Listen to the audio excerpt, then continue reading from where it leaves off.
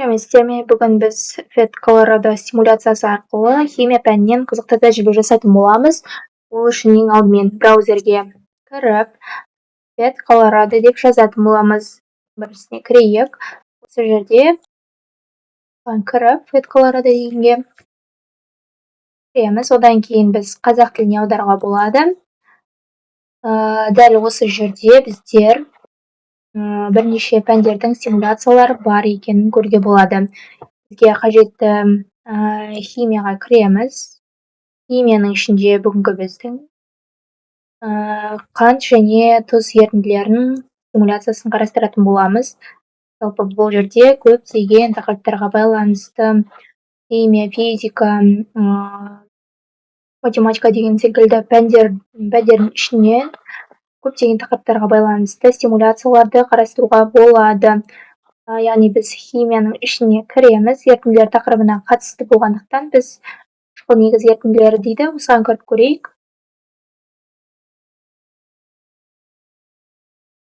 Қараймыз.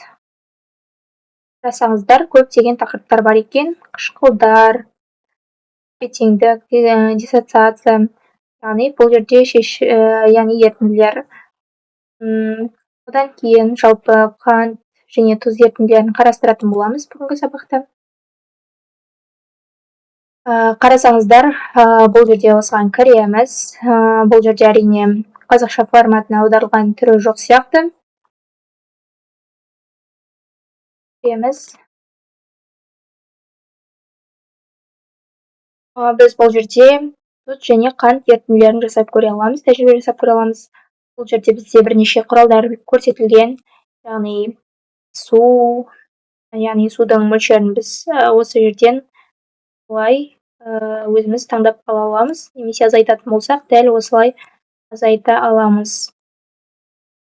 Енді одан кейін тұз немесе қант көрсетілген.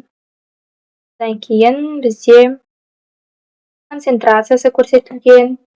Одан кейін электр тоғын өткізеді ме екенін қарауға болады дәл осы арқылы. Енді біз ең алдымен қант ерітіндісін жасап көрейік. Ол үшін біз қанттың ерітіндісінің бірнеше мөлшерін қосатын боламыз. Қарасаңыздар, концентрациясын қарасаңыздар, біздер қосқанымызға байланысты концентрацияның мөлшерде көбейіп жатыр. Осы жеткілікті. Енді қарайтын болсақ, электр тоғын өткізеді ме екенін қараймыз. Бұл жерде қарайтын болсақ, электр тоғын өткізбейтінін қарауға болады. Өйткені бізде қант бұл бізде молекулалық зат, яғни иондарға бөлінбейді. Яғни фет стимуляциясындағы дәл осы амперметр көрсетіп тұр, яғни бізде тоқ өткізбейді екенін. Енді қалпына келтіреміз. Одан кейін тұз ерітіндісін жасап көреміз. Тұз ерітіндісі, яғни формуласы натрий хлор.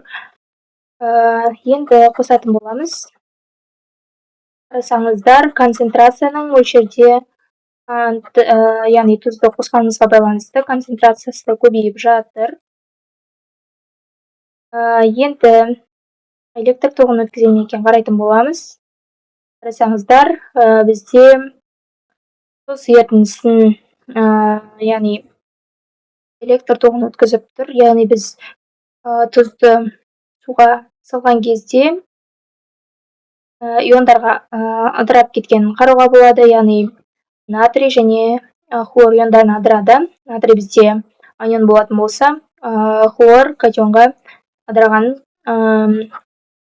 байқауға болады. Сонымен қатар біздер натрий хлор бұл бізде иондарға ыдырап кеткенін қарауға болады. Бұл жерде біздерде тұз электролит, яғни электр тоғын өткізгендіктен электролит, ал қант бізде электр тоғын өткізбегендіктен электролит көрсетіп тұр. Енді дәл осылай бүгін біз тұз бен қант ерітіндінің айырмашылығын көрдік. Тұз бізде иондарға ыдырағанын байқадық, электр тоғын өткізгенін байқадық. Сонымен қатар қарайтын болсақ, бұл жерде қант молекулалық зат тоқ өткізбейді. Жалпы фет стимуляциясы арқылы осындай күрделі ұғымдарды оңай түсінуге болады. Жалпы видео ұнаса лайк басып каналға жазылып кетсеңіздер болады.